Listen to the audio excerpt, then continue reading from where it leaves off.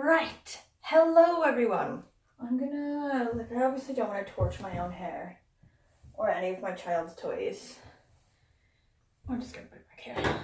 Okay, so I'm coming to you on this way too short lunch break to have a light chat about the stuff that I've been reading this week, which is my middle grade March books, and it has been delightful.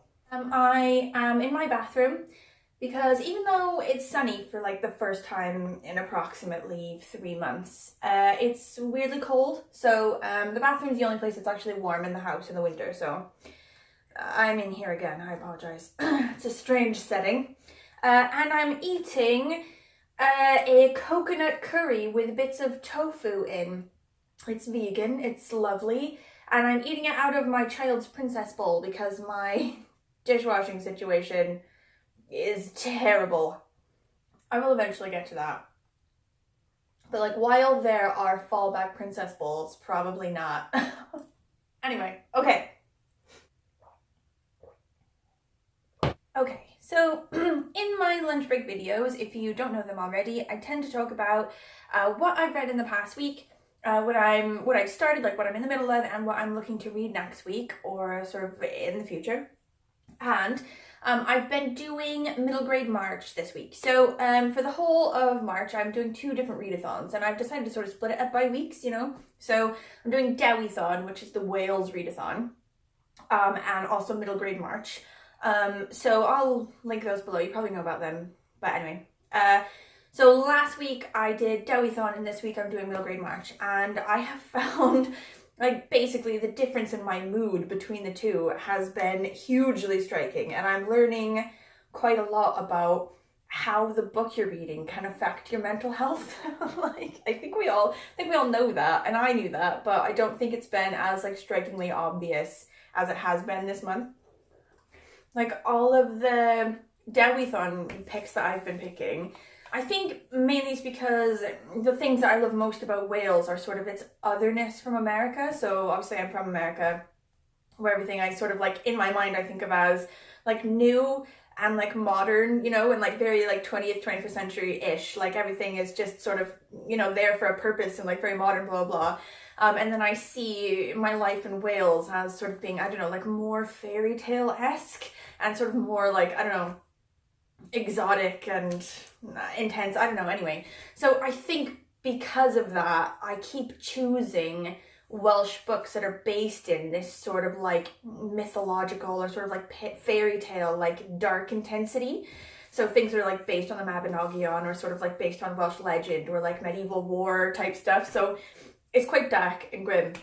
And with all sort of like the things going on in the world now, like the end of times flooding, like extreme weather and like global warming stuff, and then the coronavirus thing, and like my candidate that I wanted to win the Democratic nomination back home in America had to drop out very recently as well. And with all these dark, intense books, and then all of my like anxiety based on current events, like I've just been a soup of darkness all of last week. And then just like immediately upon starting in middle grade March, like the middle grade books that I've chosen, I like immediately started to feel better. And then now I've read 4 of them now, and I'm cured. Like I feel 8,000 times better. And like I don't know if you guys find this as well, like let me know, you know, like it's ridiculous how good I feel this week versus how I felt last week.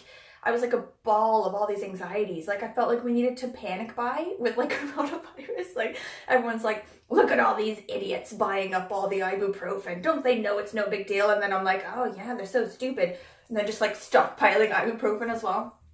But this week, even though the weather's been the same, raining, you know, election's still not going as I wanted to, you know, coronavirus getting worse, I just feel like so much lighter and so much less anxious, and it's completely down to these books. I know that it is. Did anyone else find that? Is anyone else doing middle grade March and finding that their mood is just 8,000 times better? Like more optimistic, you know? Just, I don't know.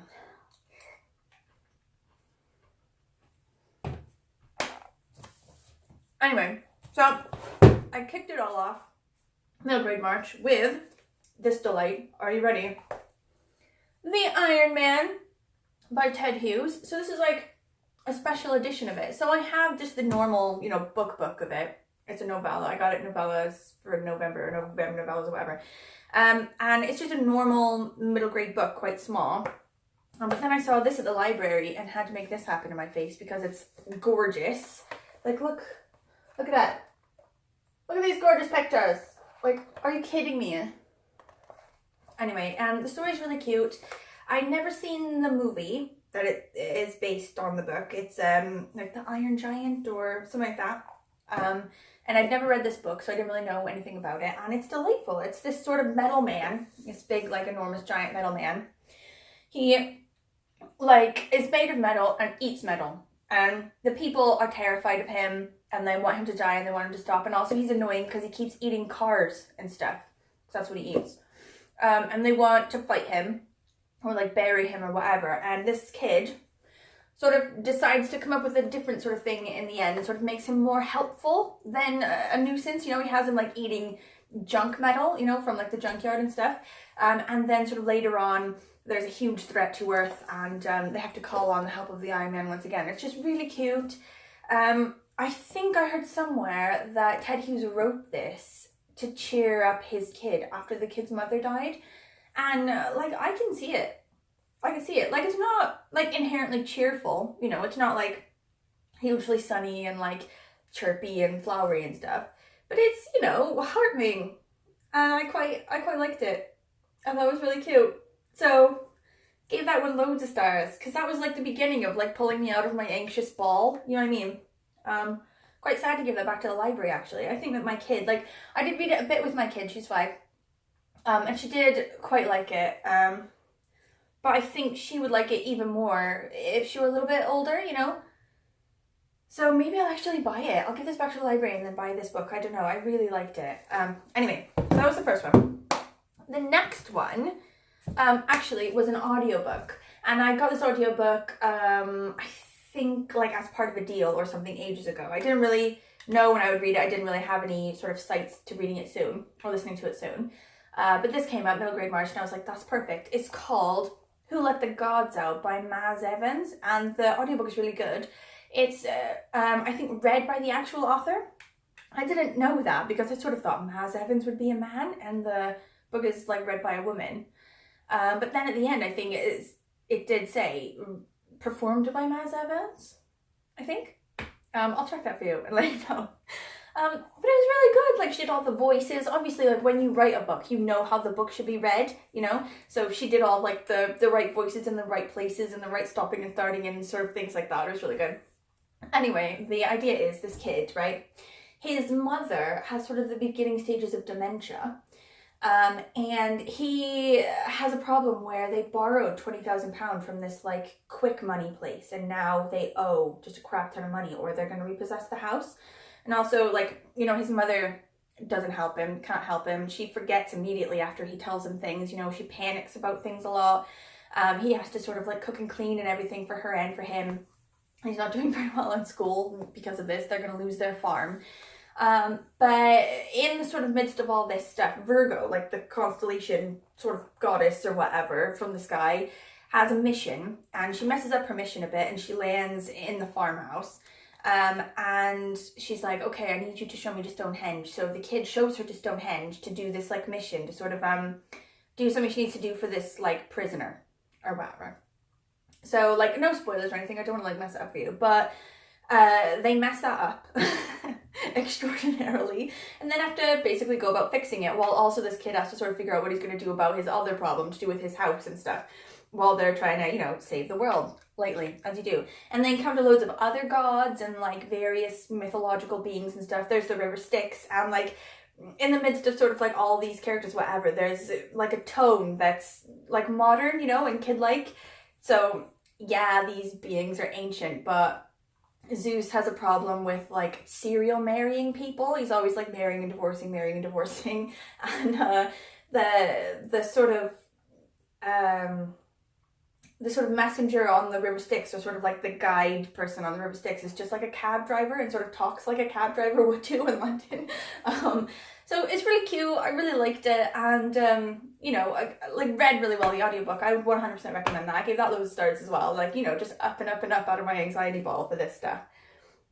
Okay, so the next one, like, I cannot say, like, I've given this one the highest amount of stars I think I've ever given anything.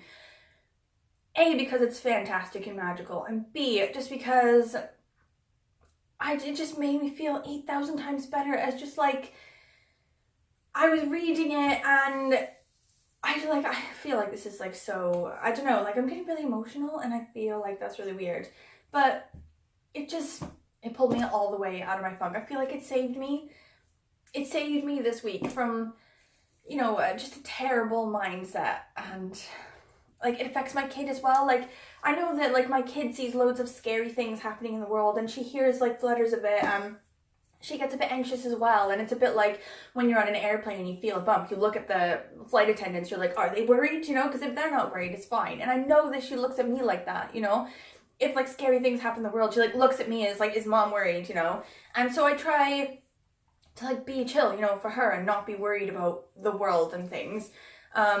And when I'm anxious, she's anxious. So this book as well just sort of saved her and saved the family this week, and I'm so emotional, but I'm sorry. Anyway, the book. The Christmasaurus.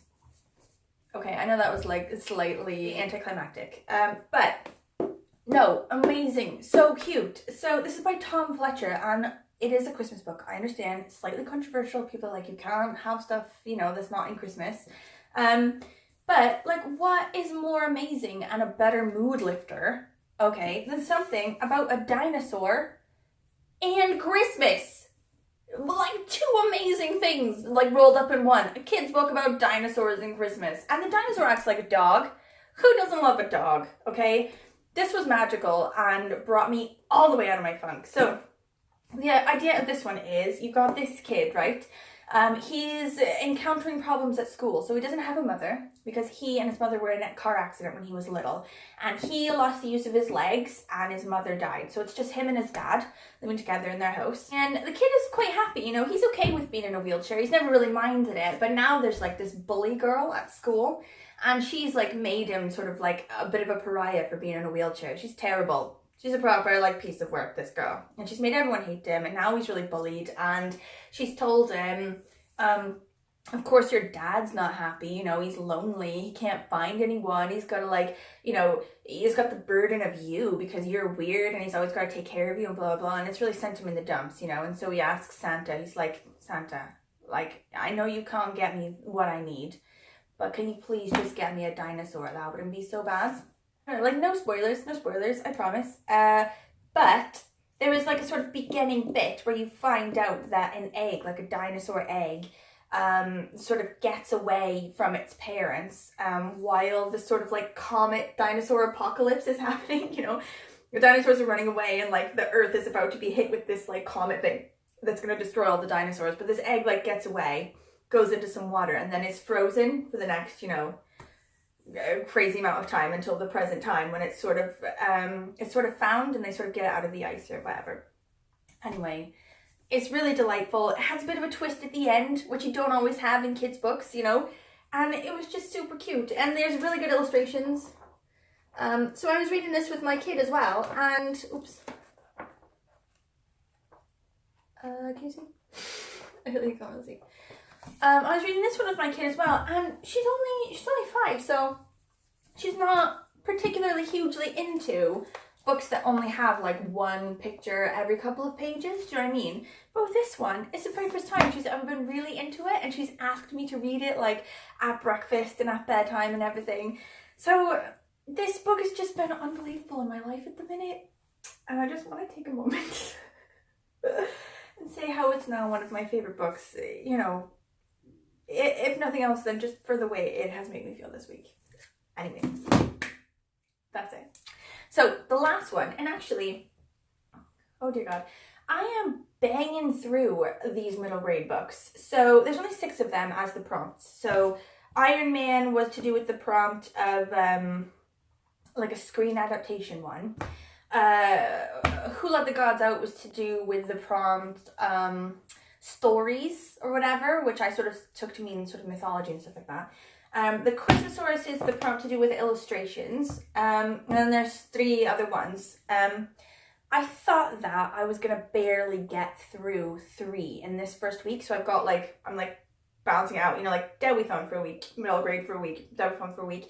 So it's like 2 weeks for each, really, roughly. So it's like, so the first week, just got to try to get through 3 if I can do, expecting not really to get all the way through the 3rd one, and then 3 again on the other week. But I've read 4, and now I only have 2 left. And I am actually in the middle of one of them, like I've started it.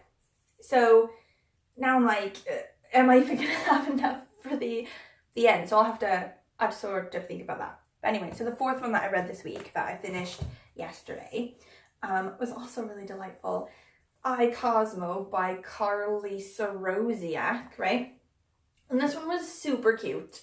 And just like sort of put the nail in the coffin for my anxiety problem. It just like cured me all the way. Basically, it's told from the point of view of a golden retriever. He's really old. He's like 12 years old. He's older than his kid, you know, who's 12. And he like just tells everything from a dog point of view, but from like an old, slow dog's point of view. And he's got a family. He's got a 12-year-old boy and a 5-year-old girl and a mom and dad. And the book is basically about trouble to the family unit. There's a lot of fighting between mom and dad, and there's a lot of shyness with the kids, you know. They're feeling unsettled and unstable and scared that they might be split up. So they sort of hatch this plan to convince mom and dad that they need to be together. And it's all told through the eyes of the golden retriever. So that was really cute. Like, I have 2 dogs. I have 2 greyhounds. And I can sort of imagine them like thinking things like this, sort of like when, I don't know, they meet other dogs, or when I sort of like speak to them as if they're human and they can answer back. But anyway, that was just delightful as well. It doesn't have a lot of pictures. But it's okay. It was really good. It's a really fast read. I think I read it like basically a day. But it was delightful. And that was to do with the prompt. Oh yeah, this is the one where I like mildly cheated. Like, please don't judge me. It's to do with the prompt of a book that takes place in another country. I am American, I know that, but officially I live in the UK. So a different country would officially be America, right? Am I right? So anyway, takes place in America.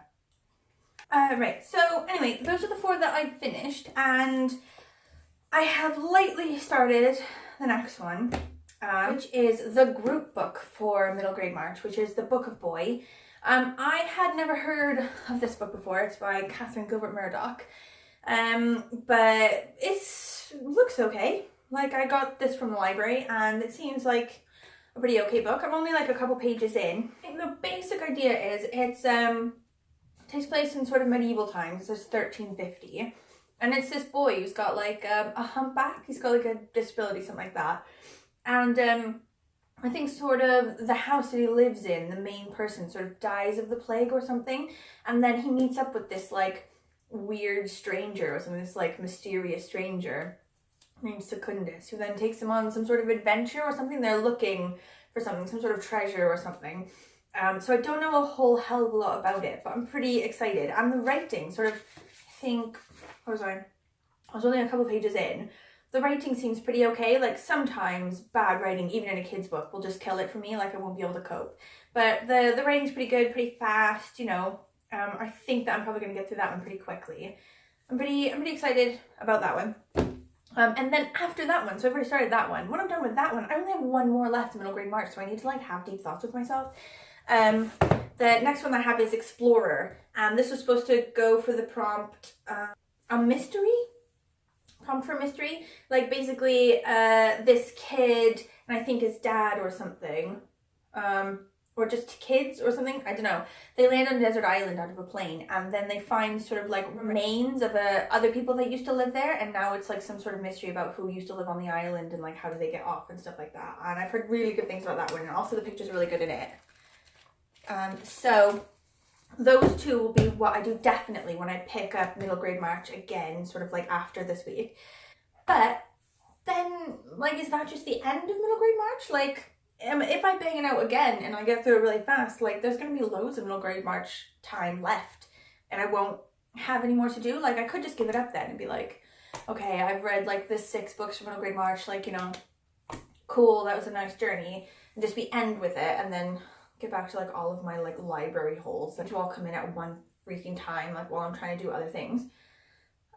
Or, like, I could go on to more of them. Like, I've got more middle grade books in my house that I haven't read yet. So, you know, I found some more that I could go to if I wanted to. Like, you know, what's stopping me? One of them is Best Friends by Shannon Hell and Nguyen Pham. I imagine that's a Vietnamese name that I cannot pronounce, and I apologize for that if you are Nguyen Pham. But this one is a middle grade graphic novel, which looks delightful. I imagine I will probably try to read this with my kid if I do read it. I don't know anything about it. 6th grade is supposed to be perfect. Shannon's got a sure spot in the Eating crowd called The Group, and her best friend is their leader, Jen, the most popular girl in school, but the rules are always changing, and Shannon has to scramble to keep up. She never knows which TV shows are cool, what songs to listen to, and which boys she's allowed to talk to, who makes the rules anyway, and does Shannon have to follow them? So, that sounds really cute. And then the next one I got like on offer at Sainsbury's when I was trying to buy food. I get so many of my books from the grocery store when I'm not trying to buy books. This one's called A Pinch of Magic by Michelle Harrison. And I think this is a series. This is like the first one in the series. So if I lose this, I could get some more. You know, I think they're all at the grocery store currently. So, you know, all of my pretenses to buy bread can end in books. Anyway. Don't know what this one is about either. It's like to do with like these witch sisters or like magic sisters and something to do with a family curse. I think. Yes, magical objects, power to change fate, break the curse, some sort of family curse on these magical sisters. And I think that's all I know about it, but it looks really cute. I've sort of had a go into it, sort of popped into a random page, if you will. And the writing seems pretty good, so, you know, why not? I'll give that a go. Anyway, that's my week of Middle Grade March. That sort of concludes my first week of Middle Grade March. And now if I'm gonna stick to my original plan of dividing Middle Grade March with Dewi-thon, I do now need to start reading the Dewi-thon books that I left off on for next week. But I'm like apprehensive a bit. Like, I did like it. Welsh literature is really good. Like, it's like really emotional. It's really dark. It's really intense. The ones I've been reading. And all the ones that I've picked out basically are like that. So I could try to find, I guess, cheerier ones. But also I feel like that's not what I want out of my Welsh literature. You know, I like them to be dark and intense and like mythological and like, you know, medieval and, you know, based in legend and stuff. And like, that's how I like it. But I don't know if I can deal with that presently. Like, this, like, virus shit is getting worse. You know, everything is cancelled. They're talking about, like, shutting my work down for a couple weeks. I don't know. I'm on, like, the precipice of falling into an anxiety hole. Like, if I do Dewi-thon this week, am I gonna just fall all the way in and not be able to, like, get up in the morning?